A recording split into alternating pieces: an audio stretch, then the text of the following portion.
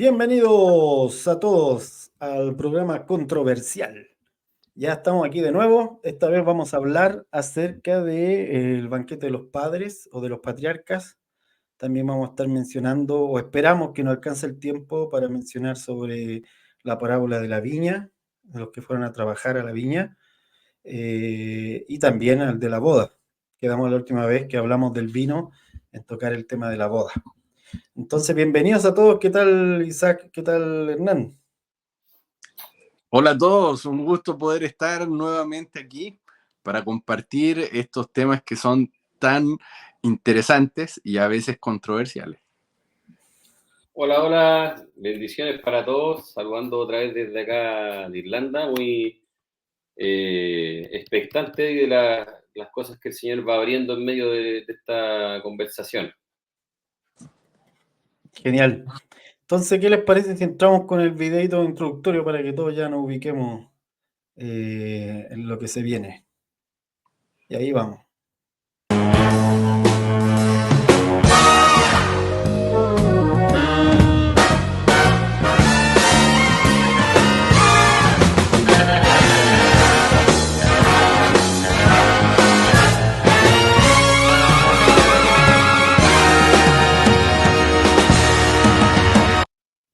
¡Pam! No olvide suscribirse a la lista de los videos. Bueno, no es suscribirse, anotarse en la lista de los videos de Controversial. Ahí están los capítulos anteriores. Les recomendamos abiertamente que maratoneen los capítulos en algún momento. Si está viendo que se está quedando atrás, ya estamos en este quinto capítulo. Así que obviamente no está de más recomendar maratonear. Realmente es bueno porque va a ir viendo cómo algunas cosas se entrelazan. Y hoy día vamos a entrar entonces al banquete de los padres. ¿Qué te parece, Isaac, si nos da una lectura de eso? Claro que sí. Así que nos vamos a situar en Mateo, capítulo 8, versículo 11. Vamos a leer el 10. Dice, en verdad os digo que en Israel no ha hallado nadie con una fe tan grande. Y os digo que vendrán muchos del oriente y del occidente y se sentarán a la mesa con Abraham, Isaac y Jacob en el reino de los cielos. Pero los hijos del reino serán arrojados a las tinieblas de afuera. Allí será el llanto y el crujir de dientes. Wow. Wow. Bueno. Éntrale tú, Isaac, primero. Danos tus primeras impresiones. Uy. Mira, ¿qué te puedo decir? Aquí la verdad es que está hablando de algo no menor. Porque de partida está diciendo que vendrán del oriente y del occidente a sentarse con Abraham, Isaac y Jacob, quienes eran los padres patriarcas de Israel. Entonces eran personas muy connotadas. Es como si en los países habláramos de los patriarcas o los no sé, los héroes, como acá en Chile Bernardo Higgins, en otros países quizás Simón Bolívar o algo así. Entonces son personas connotadas que representan en prácticamente la cultura y el diseño que tiene una nación. Entonces no es menor que Jesús esté hablando de estos padres y dicen que estarán en el reino de los cielos. Sin embargo, dice, pero los hijos del reino serán arrojados a las tinieblas de afuera. Allí será el llanto y el crujir de dientes. Entonces, yo en lo personal siento que en esos hijos que se refieren ahí, que van a ser echados fuera, están hablando precisamente de personas que quizás fueron hijos o son hijos de Abraham, de Isaac, de Jacob, pero que de alguna manera no logran entrar a la mesa del Señor, no logran sentarse a la mesa del Señor porque no encuentran en el Mesías, ¿no? En el reino del Señor, no encuentran en el Mesías, en este caso en Cristo, el reino, por lo tanto, no logran entrar en el reino de Dios y son echados fuera, o sea, por más que hayan sido hijos de Abraham, Isaac y Jacob, no fueron hijos de Dios y no pudieron sentarse a la mesa porque no tuvieron la fe que tenía Abraham, Isaac y Jacob. Entonces, yo me imagino la cara de los discípulos cuando Jesús dijo eso. A mí, no sé, se me ocurre que no entendieron ni papa, porque de repente está hablando aquí de un centurión, ¿no? Y ellos dijeron, ¿cómo que van a venir del oriente y del occidente a sentarse con Abraham? Sí, precisamente nosotros, que no somos de Israel, no somos parte de los judíos, hoy en día estamos sentados junto a Abraham, Isaac y Jacob, que son parte de la nube de testigos, y ellos están a la mesa, en la mesa del Señor, y nosotros estamos ahí también en esa misma mesa, sentados. Sin embargo, aquellos que pueden decir que son hijos de Abraham, Isaac, por un tema genético, están afuera, ¿no? Entonces me parece que un texto súper controversial, por decirlo menos. Sí, de hecho, aquí Jesucristo está siendo súper directo. Hay que, tal vez sería bueno para los hermanos que nos estén escuchando, puntualizar algunas cosas referentes a esto. Uno, que cuando dice los hijos del reino, obviamente Jesús le está hablando a los judíos y hace referencia directamente a esta visión que tuvo Daniel, en donde se le explicó cómo la piedra pequeña que destruía la torre de Babilonia, la torre ya le puse, la gran estatua de Babilonia, que la derrumbaba, se iba a transformar en un gran monte, que iba a ser este reino finalmente, que rompía con el otro imperio, y en este caso con Babilonia, se iba a acrecentar hasta ser un gran reino. Entonces, por implicancia, los judíos eran los primeros en ser llamados a ser parte de este reino. Y ahí es donde Jesucristo le está diciendo que en este banquete, que es una figura propia, como lo vimos en los temas sobre el Día del Señor, en los capítulos sobre el Día del Señor, tiene que ver con ese Día del Señor, en donde va a haber bendición para los justos y va a haber destrucción al sistema de impiedad, incluyendo a todos los que eran parte de este sistema de impiedad. Entonces aquí los que estaban siendo parte del sistema de impiedad era la élite religiosa que estaba oponiéndose a Jesucristo, que no querían creer y que ellos tenían, porque como Jesús les dijo, tenían las llaves para entrar, ni entraban ellos, pero tampoco dejaban que otros entraran. Y entonces eso iba a ser juzgado de alguna manera.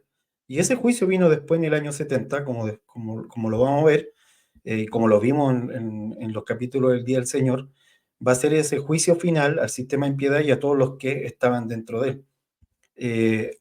En contraste con la bendición a los justos, que son los que se sentaron finalmente con Isaac, Abraham y Jacob. Jesús tiene una frase donde dice, Abraham vio mi día y se gozó y se alegró, refiriéndose a que efectivamente los patriarcas también estaban esperando en Cristo algo que tenía que descender, esta ciudad que no tiene fundamento humano, estación celestial que tenía que descender. Y Jesucristo venía a dar cumplimiento a todas las promesas de los que se les dieron a los patriarcas y que los patriarcas vivieron en cierta forma proféticamente, como Abraham con Isaac cuando lo lleva al altar, vivieron cosas que eran símbolos proféticos para más adelante, para poder anunciar lo que iba a venir. Como le pasa a Jacob con José, gran figura de Jesucristo, como le pasa a Isaac también con su vida. Entonces, cada uno de estos patriarcas habían experimentado lo que el Cristo, lo que el Mesías iba a hacer, lo que el justo de los justos o el santo de los santos, como le dice Enoch, iba a traer, pero eso también implicaba entonces juicio.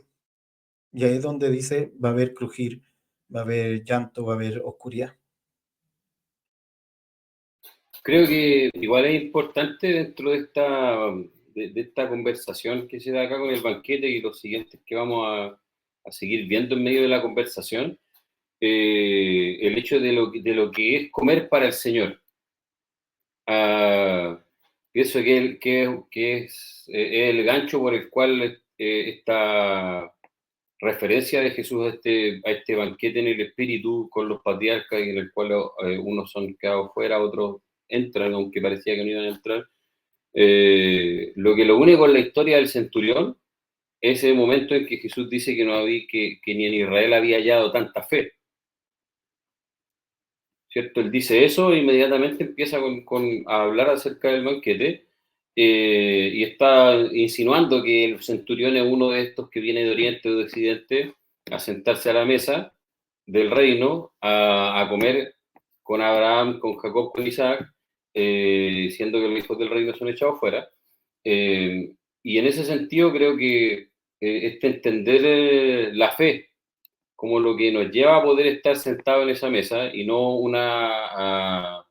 algún tipo de, no sé cómo decirlo, algún tipo de membresía eclesiástica que podamos tener, ¿sí?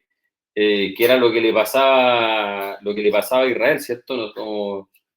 Nosotros pagamos nuestra membresía del club de Dios, así que tienes que dejarnos entrar. Y dentro de lo mismo, por ejemplo, está el hecho del Señor mismo cuando Él dice, el que hace la voluntad de mi comida y mi bebida es hacer la voluntad de mi Padre que está en los cielos.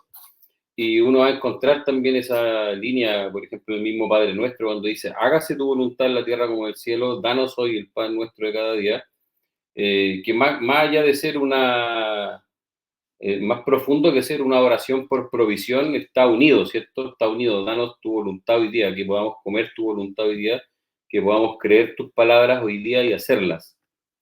Y entonces creo que eso es súper profundo en el sentido de cómo es que nosotros estamos hoy día en presente, como decía Isaac delante, sentados en esa mesa. Los que están en esa mesa finalmente son los que son como el centurión, ¿sí? Reconociendo la autoridad del Señor de la mesa y reconociendo esa autoridad comiendo sus palabras, comiendo su voluntad, que no es porque las creemos porque las pensamos, sino que las creemos porque las hacemos. Y entonces estamos sentados en esa mesa.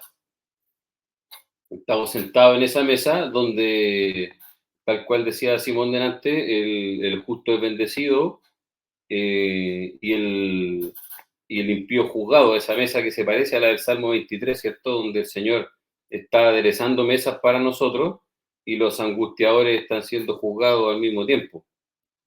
Entonces creo que es muy poderoso el poder entrar en ese entendimiento, caminar en ese entendimiento de que estamos en esa mesa del reino de Dios de continuo en tanto estamos comiendo al pan que descendió del cielo, ¿sí?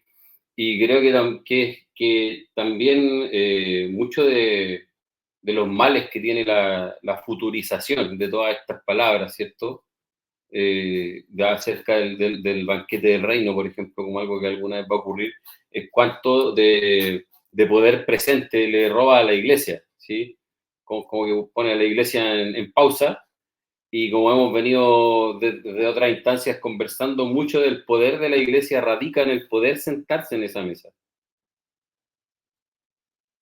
Y ahí podemos hacer link a los hermanos, que seguramente algunos hermanos que nos están viendo vieron toda la serie de El llamado a la mesa, cuando estuvimos conversando acerca de ese llamado a la mesa que el Señor hizo desde el inicio en la cena del Señor, y bueno, en todos esos capítulos refiriéndonos a este tema en específico, que lo poderoso que es sentarse en ese banquete, lo poderoso que es sentarse en no solamente, primero descartar que sea algo que no haya ocurrido y que tengamos que esperar que ocurra en el futuro. Descartar eso porque Jesús está diciendo aquí que esto está por ocurrir y le está hablando a los judíos, y efectivamente ocurre desde que Él establece la mesa con los discípulos en el día de la cena, en donde dice, este es mi cuerpo, esta es mi sangre. Estableció esa mesa del banquete, y esa es la mesa del casamiento, esa es la mesa de la comunión, esa es la mesa, tal como dice tú, Hernán, donde hay bendición para el justo y hay juicio. Pablo llega a decir que algunos por comer indignamente se enfermaron, porque es una mesa que trae un juzgar, un medir, un pesar nuestro corazón, pesarlo y ver cómo estamos en esa justicia. Pero también es un llamado del Señor a sentarnos de forma digna en esa mesa. Para no caer en esto que le ocurre a esta generación de haber sido llamados para sentarse ahí, y resulta que el romano tenía más fe para sentarse. O sea, tenía más fe para sentarse a esta mesa que era del reino. Y los que debían ser los hijos de este reino no lo estaban haciendo. o por lo menos no en su mayoría. Solo los discípulos, en este caso los 12 discípulos y los que siguieron a Jesús en ese momento estaban respondiendo a ese llamado. Sí, y me gustaría aprovechar de hacer un match porque hay un texto que también Jesús se refiere con palabras muy similares. Brevemente dice, alguien le pregunta al Señor, Señor, ¿son pocos los que se salvan? Estoy leyendo Lucas 13:22. Y él le respondió y le dice, esfuércense para entrar por la puerta estrecha, porque les digo que muchos tratarán de entrar y no podrán. Y después el dueño de la casa se levantará y cerrará la puerta. Y ustedes, estando fuera, comenzarán a llamar a la puerta diciendo, Señor, ábrenos. Y él respondiendo les dirá, no sé de dónde sois. Entonces comenzarán a decir, pero si comimos y bebimos en tu presencia y enseñaste en nuestras calles. Y él dirá, les digo que no sé de dónde son. Apártense de mí todos los que hacen iniquidad. Y allí será el llanto y el crujir de dientes, cuando veáis a Abraham, a Isaac y a Jacob, y a todos los profetas en el reino de Dios. Pero ustedes son echados fuera, y vendrán del oriente y del occidente, del norte y del sur, y se sentarán a la mesa en el reino de Dios. Y aquí, los últimos serán primeros, y los primeros serán últimos. Esto está muy bueno, ¿no? Creo que está muy clarificador, ¿no? Porque aquí hace referencia precisamente a esta dinámica del reino del Señor, ¿no? Que es una realidad, o sea, no nos quedemos con que es una mera parábola, no nos quedemos como que es un cuento, no, esto es una realidad espiritual. El reino del Señor se manifiesta en una mesa, se manifiesta en una mesa, en un banquete donde el esposo se quiere hacer uno con su esposa, ¿no? Entonces, estamos llamados a sentarnos a esa mesa y el tema es que ¿quiénes están invitados? ¿Quiénes se sientan a la mesa? De diversas partes de la tierra. Pero para los judíos decir eso era sumamente controversial, porque ellos pensaban que ellos eran los únicos que podían sentarse a la mesa del Padre, ¿no? Del Señor, a la mesa del reino de Israel. Pero el Señor está diciendo, no, aquí van a venir de todas partes a sentarse y ustedes los que no pudieron entrar en esa puerta estrecha. Y Jesús lo dijo, ¿quién es esa puerta? Esa puerta es Él mismo. Cristo es la puerta. Entonces, por eso Jesús le dice, entren en la puerta. En otras palabras, entren en mí. Y cuando entren en mí van a poder entrar en el reino y al entrar en el reino se van a poder sentar a la mesa, ¿no? Y ahí en esa mesa van a estar Abraham, Isaac y Jacob, ¿no? Entonces, para los judíos era terriblemente chocante eso. ¿Por qué? Porque en definitiva el cumplimiento de creer en él, el cumplimiento de lo que buscaba Abraham, buscaba Isaac, buscaba Jacob, era Cristo mismo. De hecho, Hebreos dice que ellos estaban buscando una ciudad que no era edificada por mano de hombre, sino que es una ciudad celestial. Esa ciudad celestial es aquella ciudad que Cristo mismo viene a traer, la nueva Jerusalén, ¿no? Que se estaba manifestando ahí delante de ellos. Entonces, está muy interesante este Lucas 13 del 24 al 30. Sí, y vuelve a mostrarnos que el desafío que tenían en ese momento esa generación de judíos era soltar este pase VIP que creían tener, este pase VIP étnico, que decían, yo tengo, como decía Hernán, mi membresía, la tengo porque soy hijo de tal, y este hijo de tal, y este hijo de tal, y entonces mantengo la línea sanguínea de Abraham, y resulta que Jesucristo le está diciendo, no, esta puerta se entra por fe, y eso implicaba soltar, digamos, las obras y creer que Él era el Cristo. Entonces, le dijeron a los fariseos en algún momento, dinos qué obra hay que hacer para entrar en el reino. Y él dijo, esta es la obra, que crean. Sí, Simón, me dejas plantear una pregunta así. ¿Cuándo va a ser ese llanto y crujir de dientes? ¿no? Porque ahí dice Jesús, ahí será el llanto y el crujir de dientes. Y Sí. bueno, le hago la pregunta a ustedes, pero inmediatamente al pensar esto me hizo un match con Esteban. Cuando Esteban está hablando acerca de que la reprensión, ¿no? Y habla toda la historia y todo eso, y dice que a ellos les crujían los dientes, ¿no? Porque cómo estaban... cómo Esteban estaba hablando estas cosas, ¿no? Y estaban siendo sumamente confrontacional con ellos. Pero cuando hablamos del este llanto y crujir de dientes, inmediatamente pensamos quizá en algún futuro. Sí, ahí está la equivocación. Y la equivocación es porque planteamos todo hacia el futuro. Y esto ocurrió en el año 70. O sea, efectivamente, como hablamos en los capítulos del Día del Señor, el año 70 fue la culminación, la destrucción, digamos, del templo que no se volvió a levantar. Entonces, porque Jesucristo lo profetizó. Entonces, ese era el llanto, el crujir de dientes, cuando Jesucristo está yendo a la cruz y le dice a las mujeres, no lloren por mí. O sea, clamen por ustedes, porque van a venir días en que la que esté embarazada va a ser todo un tema. O sea, y esos días vinieron. Entonces Jesucristo se está refiriendo a que hay en este acto que estoy haciendo de entregarme como el Mesías, como el Cristo prometido, hay una bendición para los justos, pero también va a venir un juicio, porque aunque yo vine para dar mi vida, quien me está enjuiciando y asesinando es el pueblo que debía recibirme. Entonces ese era el gran problema, digamos, que a lo que era de él vino, pero no le recibieron. Entonces, eso va a ser un planteamiento constante en esto, cuando Jesús dice, pero van del oriente y del occidente sí van a venir, le está volviendo a recalcar una y otra vez, ustedes deberían ser los que me reciban, ustedes deberían ser los que entran en la boda. Bueno, Pablo lo va a resolver después, o sea, lo va a explicar en Romanos, va a decir, porque a Dios le pareció bien permitir que todos estuviésemos en una bolsa de errores para así poder tener misericordia de todos.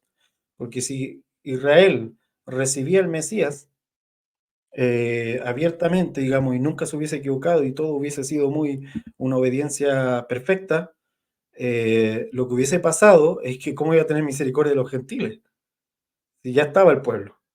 Entonces, el camino hacia los gentiles de tanta misericordia se justifica en cierta manera por el hecho de que no se cumplió la ley. Y Jesucristo entonces la cumple para que nosotros todos podamos entrar. Pero ahí de nuevo vuelve el punto, que a esta puerta estrecha se entra por fe.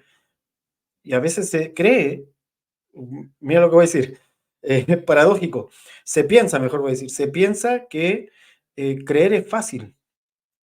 Se piensa que creer en la obra de Jesucristo es fácil, pero Jesús está diciendo, esto es una puerta estrecha.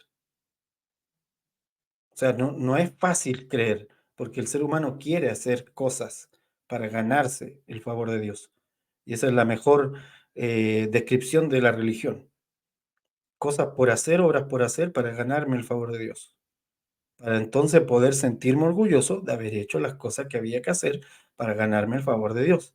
Pero Cristo dice, no, cree en mí, que yo ya hice todas las cosas, y entonces ahí te posicionas en el favor de Dios, y por estar en ese favor de Dios, puedes producir buena obra. Es una dinámica completamente distinta. Pienso que igual es importante, justo con el entender cómo varias de estas cosas o todas tuvieron su momento de ocurrir en un tiempo mucho más cercano al escritural del que se suele pensar, ¿cierto? El hecho también de entender que puede ocurrir, y de hecho ocurre y podría ocurrirnos hoy mismo, tener esa mentalidad de membresía, ¿cierto? Porque yo estoy en este ministerio o estoy caminando con esta gente o tengo este tipo de lenguaje o estoy bajo esta paternidad espiritual, o en fin, cualquier tipo de etiqueta que alguien pudiera ponerse y que pudiese hacerle pensar, y que de hecho ocurre, ¿cierto? Que eso le asegura como un lugar, por decirlo de alguna manera, delante de Dios, un lugar, y al final es alguna confianza en algo que no es Cristo. que no es, como estaba diciendo Simón, lo que él hizo, lo que él hace, lo que él es en nosotros hoy día, y que todo es él al final. Y que y que puede de tiempo en tiempo llevar, ¿cierto?, a que ocurre esto, a que el Señor se levanta testigos de las piedras, como mismo Jesús lo dijo, y por eso me refiero como que el Señor se levanta testigos de lugares inesperados, gente que esté dispuesta a no buscarse a sí mismo, sino a buscarlo solo a él, a decir lo que él está diciendo y no lo que ellos quieren decir, etcétera. Y hay una parte de la iglesia, y esto ha ocurrido un montón de veces en los 2000 años de historia que tiene la iglesia, que queda mirando y dice, ¿por qué estas personas de dónde salieron? ¿Por qué están hablando esto? ¿De quiénes son? Etcétera. Por ahí surgen persecuciones, todo lo que uno sabe que ocurre y ha ocurrido un montón de veces, pero básicamente esta misma dinámica que uno está leyendo acá, que se vuelve a repetir, que se empieza a mostrar una vez más que el asunto era, como dice Pablo, que el Evangelio era por fe de principio a fin. ¿Sí? Y que, sí, creo que eso es súper importante, o sea, porque, claro, al quitar ciertos panoramas escatológicos, queda a veces como esa sensación de limbo para algunas personas, pero eh, todas las cosas que hemos estado hablando en los últimos programas o ahora mismo nos empieza a exponer dinámicas presentes del reino de Dios, ¿sí? Que está avanzando siempre. Una de ellas es la mesa, otra es el asunto del Día del Señor que estuvimos hablando antes, ¿cierto? Y todas las cosas que hemos venido tratando en los distintos programas. Si bien estamos hablando cuestiones escatológicas, pero también al final estamos hablando dinámicas del reino del Señor que es presente, que es actual, que es como decía delante Isaac, definitivamente esta dimensión de la mesa es en parte lo mismo de Hebreos 12, ¿cierto? Por eso ocurre lo mismo que uno lee en Hebreos 11, todos los testigos del Antiguo Testamento siendo nombrados, y luego ya aparece Hebreos 12 y dice, y estamos ahí ahora, ¿sí? Rodeados de todos de los santos, etcétera, y es una realidad presente, y entonces creo que es indispensable el entrar, valga la redundancia, a esta realidad presente y entender sus dinámicas, caminar en ellas. Y una de ellas es que yo nunca olvide que es por fe de principio a fin, ¿sí? Que es por fe de principio a fin, y que nunca piense que estoy ahí sentado en esa mesa con el Señor, delante de Abraham o delante del Señor mismo, o delante de quien sea, estoy sentado ahí solamente por la autoridad del que me hace estar sentado ahí. Exacto, exacto. Qué buen resumen. Qué buen resumen. Y qué buena punto, digamos, a mantener siempre en mente.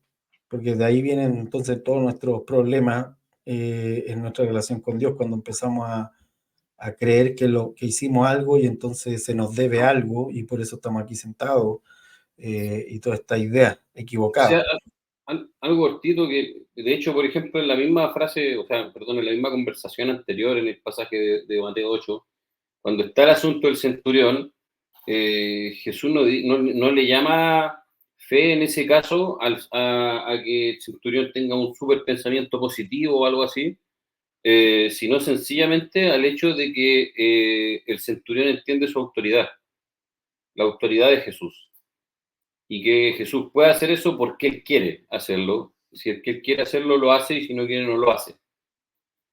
Inmediatamente empieza a hablar del banquete, y en el fondo parte del estar a la mesa y de entender que estoy allí por la autoridad del Cristo que me tiene y digo que quiso que estuviera ahí. Es ese hecho de que yo estoy ahí porque Él quiere. En lo más profundo estoy ahí solo porque Él quiere, ¿sí? Y creo que eso, pues, aunque una frase es simple quizás de decir, pero es algo súper heavy y muy profundo, Sí, y que al final algo que, por ejemplo, Pablo mismo va a reafirmar una y otra vez, paralelo que está hablando de Israel y del endurecimiento de Israel y todo eso, va a decir una y otra vez frases como, bueno, finalmente no fue ni del que corrió ni del que se esforzó, sino de quien Dios tuvo misericordia. Y entonces creo que Jesús, mirando al centurión, llamando fe a ese reconocimiento de la autoridad, a finalmente está diciendo que a quienes creen en su gracia, les he dado el sentarse en esa mesa. Y el creer en su gracia implica creer, ok, Señor, todo es por ti. Sí, y eso nos lleva igual a una frase de Jesucristo que se repite en estos relatos, y nos lleva también a la historia de la viña, de los obreros en la viña, de Mateo 19, eh, porque Jesús usa mucho la frase, muchos serán los llamados, pocos los escogidos, como también usa mucho la frase, los últimos serán los primeros, los últimos refiriéndose a los no judíos, como también a los judíos marginados, leprosos, enfermos, todos los que por la ley ya estaban marginados de la realidad. Incluso podríamos incluir a las mujeres ahí también, porque si bien es cierto, eran parte del pueblo, no participaban de lleno en las cosas que tenían que ver con la relación con Dios. No había una participación activa. En las sinagogas ellas se ponían afuera, digamos, en un lugar casi de patio, a observar lo que pasaba dentro. En el sacerdocio también no tenían participación alguna, aunque fuesen hijas de Leví. Entonces, si no fuera porque el Señor llamó a personas como Esther, como Débora, él saltándose un montón de cosas, poco tendríamos acerca de mujeres de fe en la Escritura. Eh, con esto digo que obviamente esto responde al tiempo que ellos vivían, en donde se había una idea acerca de la función de la mujer que era cultural, digamos, en todo el orbe. Pero el punto es que a esto se refiere con que los postreros van a venir a ser primeros, van a ser los primeros en sentarse cuando se creía que iban a ser los últimos en sentarse. Y también en esta frase de que muchos son los llamados y pocos los escogidos. Y esto se refiere, tal como decías tú, hay un llamado para todos. Quien atiende el llamado no se le considera una buena persona porque atendió el llamado, sino que se le considera que está ahí porque alguien ya escogió que estuviera ahí. En este caso Dios escogió que estuviera ahí. O sea, no es que hay un llamado, digamos, amplio y entonces yo no lo escuché porque no era escogido, porque algunos le dan vuelta a esta frase, dicen, no, es que los que no escuchan es porque no son escogidos. No, no, no, se está refiriendo que el llamado es para todos. Quienes escuchan están ahí no por su buen oído, sino porque se escogió que pudiesen entrar. O sea, alguien fuera de ellos que tiene autoridad para sentarlo a la mesa, el Padre, y Él es quien escogió. Entonces, escogió introducirnos a ese banquete. Y creo que esto es muy claro, esta verdad de que depende siempre de Él y de lo que Él quiera darnos, está muy gráfico en la historia de la viña. No sé si Isaac tú puedas leerlo, Mateo 19. Sí, vamos a leer Mateo 19 del versículo 30 en adelante, incluye el capítulo 20. Dice, pero muchos primeros serán postreros y postreros primeros, porque el reino de los cielos es semejante a un hombre, padre de familia, que salió por la mañana a contratar obreros para su viña. Y habiendo convenido con los obreros en 1 denario al día, los envió a su viña. Saliendo cerca de la hora tercera del día, vio a otros que estaban en la plaza desocupados. Y les dijo, y también ustedes a mi viña, y les daré lo que sea justo. Y ellos fueron. Y salió otra vez cerca de la hora sexta y la hora novena, e hizo lo mismo. Y saliendo cerca de la hora 11ª, halló a otros que estaban desocupados y les dijo, ¿por qué están acá todo el día desocupados. Le dijeron, porque nadie nos ha contratado. Y él les dijo, vayan también ustedes a la viña y recibirán lo que es justo. Y cuando llegó la noche, el señor de la viña dijo a su mayordomo, llama a los obreros y págales el jornal, y comenzando desde los últimos o postreros hasta los primeros. Y al venir a los que habían ido cerca de la hora 11, recibieron cada uno un denario. Y al venir también los primeros, pensaron que habían de recibir más, pero también ellos recibieron cada uno un denario. Y al recibirlo, murmuraban contra el padre de familia diciendo, estos postreros han trabajado una sola hora y les has hecho iguales a nosotros, que hemos soportado la carga y el calor del día. Entonces él le respondió y dijo a uno de ellos, amigo, te hago agravio, ¿no conveniste conmigo en un denario? Toma lo que es tuyo y vete. Pero quiero dar a este último como a ti. ¿Y no me es lícito hacer lo que quiero con lo mío? ¿O tienes tú envidia porque yo soy bueno? Así que los primeros serán postreros y los postreros primeros, porque muchos son llamados, mas pocos son escogidos. Bueno, acá está lo que está diciendo Simón, ahora último engraficado en esta parábola de Jesús, ¿no? Está muy claro que aquí el padre de familia es el Padre Celestial, Él es el Dios eterno, ¿no? ¿Quién es el dueño de esta viña, ¿no?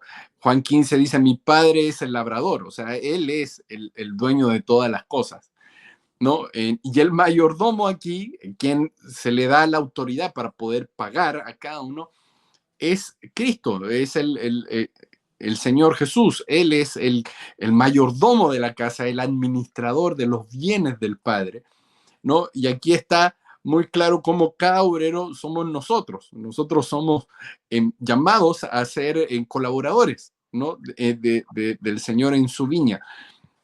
Entonces, en estos primeros colaboradores, evidentemente, yo entiendo que son la casa de Israel, son el pueblo de Israel, ¿no? Que a ellos se le había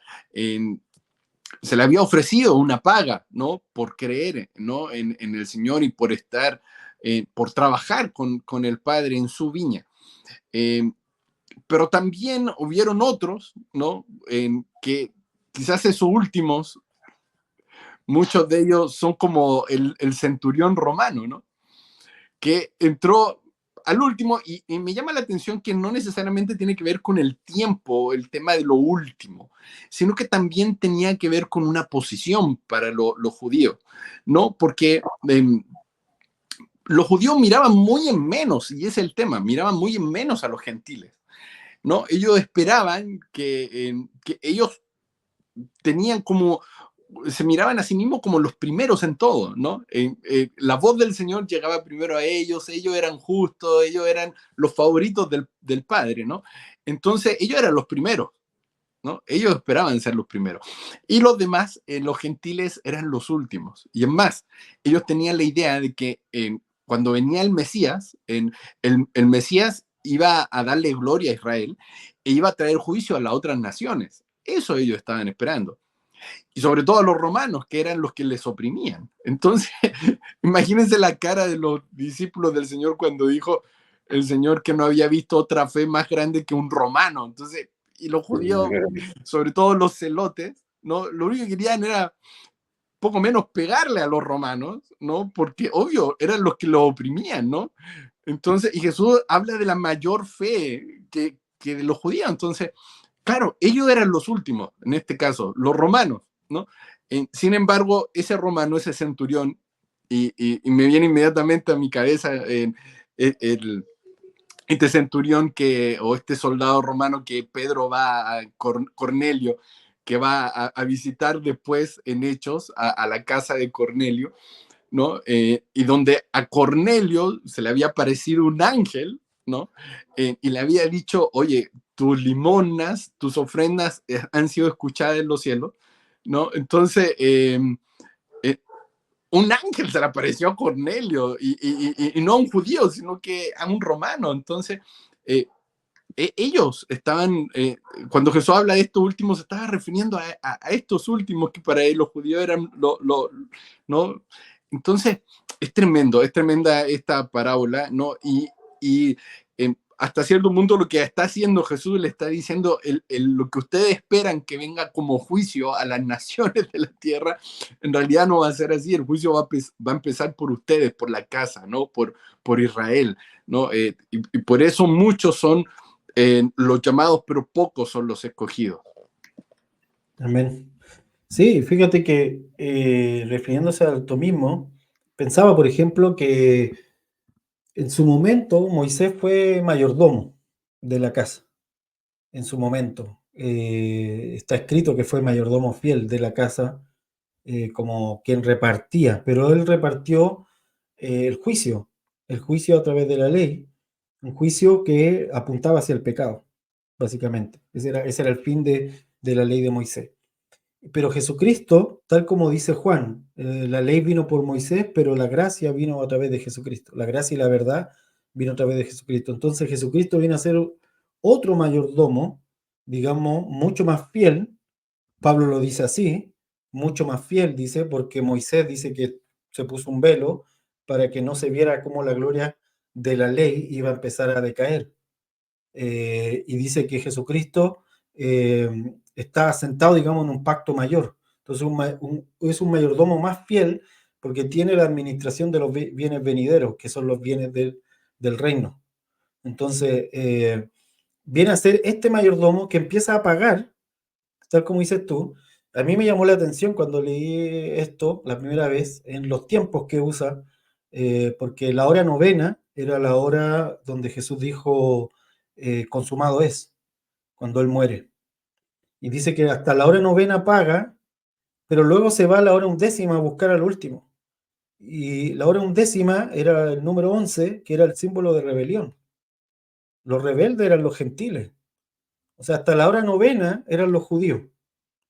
Hasta la hora novena, digamos, era el momento para los judíos. De hecho, el 9 es un número de algo final en un espacio de tiempo, en una línea temporal. El 9 es lo irrevocable. Hasta aquí llega la paciencia de Dios, por decirlo así. Se colmó algo y entonces este es el 9. Hasta ahí llegamos. Es el número 9. Y esa era la hora novena. Por eso Jesús dice, hecho está, que básicamente es, esto está hecho y irrevocable. Aquí culmina, cuando él muere. Pero la undécima es, tal como dices tú, el Cornelio después de la resurrección. O sea, hay un cachito para que entre los gentiles. Y ahí entran los gentiles, que están en la hora rebelde. Y sin embargo, todos participan de los mismos bienes venideros, todos los que quisieron entrar, tanto judíos, que se les dio hasta la hora novena para poder entrar, como los últimos que fueron a buscar, que pudimos entrar, a todos se nos da la misma gracia, a todo el Hijo nos reparte la misma gracia, y tal vez un judío podría decir, ¿y estos gentiles por qué están recibiendo esto? Que de hecho en algún momento pasó con el concilio, el primer concilio de los apóstoles, la conversación era qué hacemos con los gentiles. Y Pedro tuvo que contar cómo el Espíritu Santo descendió sobre ellos y básicamente tener que decir, oye, si el Espíritu Santo está descendiendo sobre los no judíos, ¿qué vamos a decir nosotros? O sea, Dios mismo tuvo que decirle a Pedro, no llame impuro lo que yo santifiqué. Entonces, eso Jesucristo ya se está adelantando a lo que va a ocurrir y ya le está diciendo, voy a llamar a los que ustedes consideran los rebeldes, porque de hecho están en rebelión, o sea, ni conocen la ley, ni conocen qué es relacionarse con Dios, no tienen idea, pero a eso los voy a llamar y van a entrar por fe, que es el único requisito que estoy pidiendo para entrar, esa fe. Igual me llamaba mucho la atención cómo, por algún motivo que no sé, no entiendo completamente, lo digo a ver si a usted le hace clic con algo, el hecho de cómo está este momento en que Jesús se encuentra con el centurión romano, surge toda esta conversación en torno a esta mesa del reino, y después va a volver a aparecer el asunto con la comida cuando ocurra lo de Cornelio, ¿cierto? Va a estar la situación de Cornelio, y la forma en que el Señor le va a hablar a Pedro va a ser a través de la visión del lienzo, ¿cierto? Con los animales, y él diciéndole, ahora no llames inmundo lo que yo he santificado, pero le va a decir que coma de lo que él ha purificado. Y entonces es heavy, no sé, no entiendo bien por qué, lo digo así abiertamente, a ver qué piensan ustedes, del por qué ocurrirá esta dinámica de que hay un romano en las dos historias. En las dos historias hay un romano de por medio. Quizás sencillamente estaba mostrando el contraste total o sea, en el caso de Cornelio ya no es una historia ni una parábola, ni tampoco un cuadro espiritual, es algo concreto que ocurre ahí. Pero quizás está mostrando, no sé, el contraste así en ese momento con lo que era lo más opuesto para los judíos a sí mismos. Pero a la vez está esta dimensión de mesa abriéndose ahí explícitamente para Pedro. No sé cómo lo ven, pero por el hecho de que se repita ese cuadro, un romano, la figura de la mesa. Sí, yo creo que igual tiene que ver con como cuando se dice, demuestra, te doy un botón, cuando dicen así, no te voy a mostrar el traje entero, pero te doy un botón de muestra. Entonces yo creo que los romanos eran el botón de muestra, o sea, en el sentido de que eran los gentiles, como decía Isaac, que odiaban los judíos en ese momento. Tenían dramas con los griegos, en su momento tuvieron dramas con los griegos, y los griegos con los judíos, mejor dicho, que los griegos tenían un rollo con los judíos, pero en ese momento el tema era los romanos, porque tenían ocupado el lugar, había una mezcla ahí, ¿verdad?, entre la élite farisea y los romanos, había un juego político que ellos tenían de conveniencia, y para el pueblo era un sacrilegio. O sea, como hablamos uno de los capítulos anteriores, Mateo, por ejemplo, que recaudaba impuestos para Roma.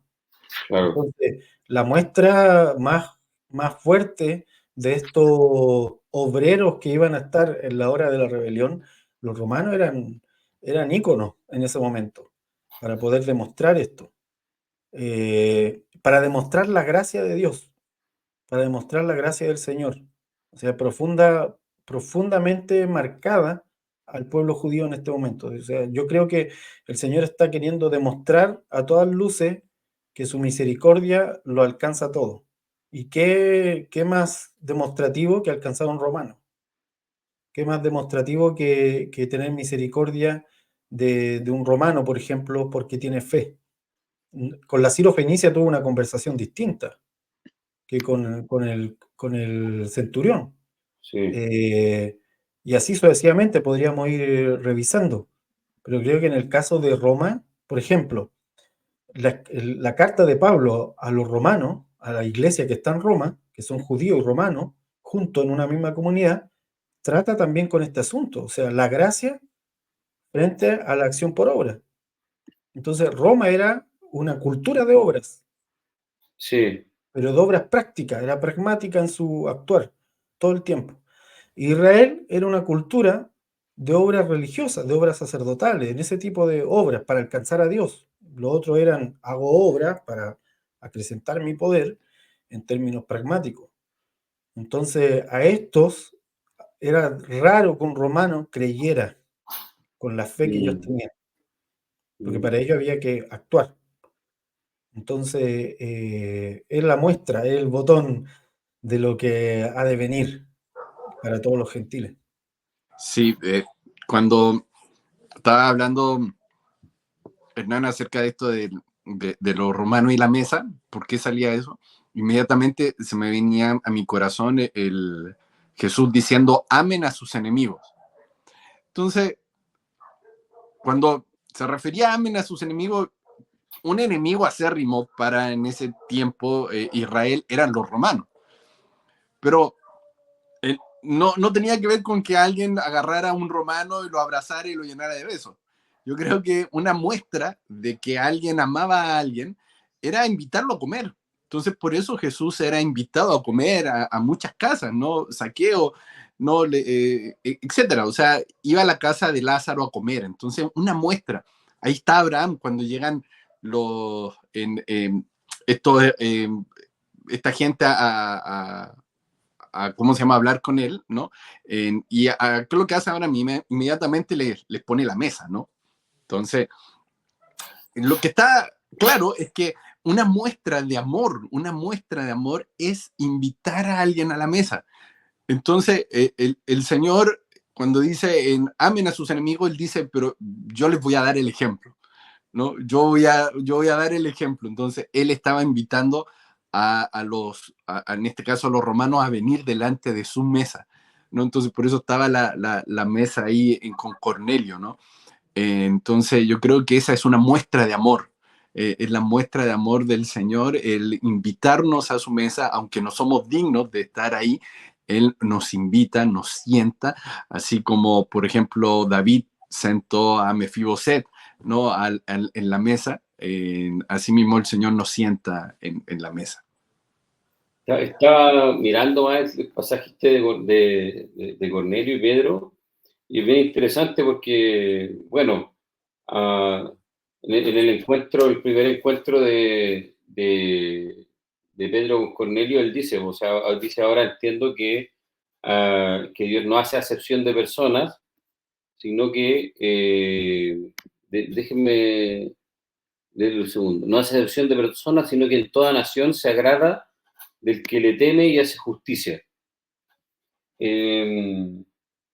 Pero es bien interesante unos detalles que la misma hora sexta y novena que aparecen en la historia que Jesús les comparte a los discípulos, y Pedro probablemente escuchó esa historia, en el relato, Pedro dice que era la hora sexta, cuando él tuvo hambre, pidió que le prepararan algo de comer, y mientras se lo hacían, entró en esta visión con los animales que el Señor le dice, yo he purificado, come.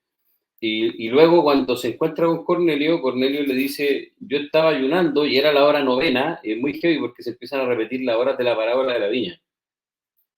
Cornelio le dice, o sea, viene Pedro y cuenta, yo estaba en la hora sexta y me dio hambre. Y él dice, yo estaba ayunando, pero yo estaba en la hora novena. Y es muy interesante porque son las horas que aparecen en la parábola de la viña, cuya conclusión es la misma que la de Hechos después. Dios no hace acepción de personas, Él se agrada de quien le teme y hace justicia.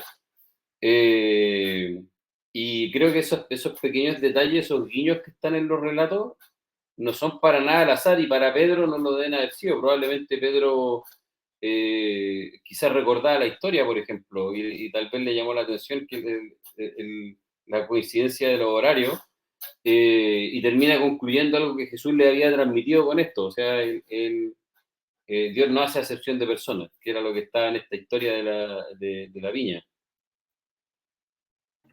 Así es. Bueno, amigos, no sé si creo que ya estamos como en la hora, nos va a quedar lo de la boda para el siguiente capítulo y tal vez agregarle algo más, porque si nos metemos ahora con la boda, seguramente va a tener que pasarlo demasiado rápido y es Claro. gran capítulo, gran historia, y así dejamos los hermanos también que puedan darle una vueltita para el próximo capítulo, leer. Estamos hablando de Mateo 22, por si acaso.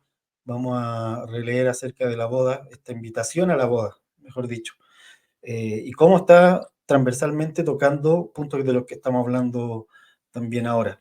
No sé, Isaac, Hernán, si quieren compartir algo más antes del cierre. Sí, una invitación creo que a todos nosotros a invitar, a compartir con aquellos que a lo mejor no queremos compartir, ¿no? Aquellos que uno dice, no, yo jamás me sentaría a comer con alguien así, ¿no? Con alguien que tiene esas costumbres, ¿no? O con alguien que tiene esos hábitos, ¿no? Bueno, el Señor se sentó a comer con nosotros, ¿no? Y no miró nuestras costumbres y nuestros hábitos. Así que por ahí, como un buen chileno, sentarse a comer un completito con alguien ¿no? Y compartir la mesa. Creo que esa es la invitación que hoy día recibimos, ¿no? Sí, me uno a lo que dice Isaac, me llama la atención porque pienso que en el capítulo anterior quedó la conversación, había quedado la conversación justamente hablando acerca de estas acusaciones de los fariseos hacia Jesús, acerca de cómo él se sentaba a comer prácticamente con cualquier persona, o tal vez no con cualquier persona, pero con personas que a ellos les parecían no aceptables, ¿sí? Quedamos en eso la semana pasada y hoy la conversación se ha dirigido en esta dirección y creo que en medio de que estamos tocando temas que han dividido tantas mesas, que han hecho a tanta gente pararse y decir yo no voy a hablar más con esta persona, creo que, y es así, ¿sí? Y no solo no voy a hablar, sino no voy a hablar con él, pero voy a hablar de él y lo voy a satanizar delante de otras personas y voy a decir que esta persona es mala y que esta persona está equivocada, que esta persona está engañando a la gente, que es un falso profeta, etcétera. Todo eso que uno sabe, que ha ocurrido tantas veces que incluso en los milenios de historia de la iglesia llevó a que la iglesia se matara a sí misma, persiguiera a sus propios hermanos ya de manera cruenta, física, los encarcelara, los torturara, etc. Creo que en medio de estar hablando de todos estos temas es muy importante que ese espíritu inquisidor que ha tomado todos estos temas, todas estas escrituras para perseguir a otras personas, pueda estar muy lejos de nosotros. Y lo contrario de eso es poder abrazar esa frase de Pedro, Dios no hace acepción de personas, y poder abrazar ese corazón de Jesús, ¿sí? De empezar a sentarnos con quien quizás pareciera que según los cánones no debiéramos sentarnos, ¿sí? Abrir el corazón y dejar que el Señor nos siente con quien Él quiera en su banquete. Amén. Me sumo a esa invitación de comidas menos selectivas y comidas más abiertas, sabiendo que el Señor se sentó, como bien decías tú, Isaac, se sentó con nosotros, nos invitó a su mesa, a pesar de que ni siquiera estábamos decentes para sentarnos en esa mesa. Entonces, una mesa demasiado honrosa. Y qué genial es poder entender esto y entender que todo el pago que hemos recibido de gracia y de misericordia, tal como dice la Escritura, lo hemos recibido por pura gracia, y entonces por gracia también deberíamos extenderlo a quienes nos rodean, a quienes conocemos, sin darle tanta vuelta, o sea, sin pensarla tanto. Así que los dejamos, hermano, con esta invitación a sentarse, a no quejarnos y decir, oye, ¿por qué le está pagando más? Le está pagando lo mismo a él que a mí, en cuanto a la gracia del cielo, sino a disfrutarla. O sea, disfrutarla, decir gracias, gracias porque se me incluyó en esto.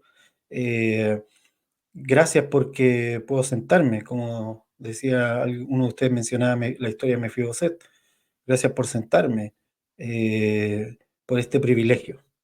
Así que amigos, desde ya les dejamos esa invitación, les mandamos un abrazo desde los lugares y nos vemos en el siguiente capítulo donde ya vamos a seguir hablando de comer, pero ahora en la boda. Eso amigos, abrazo a todos. Chao, chao.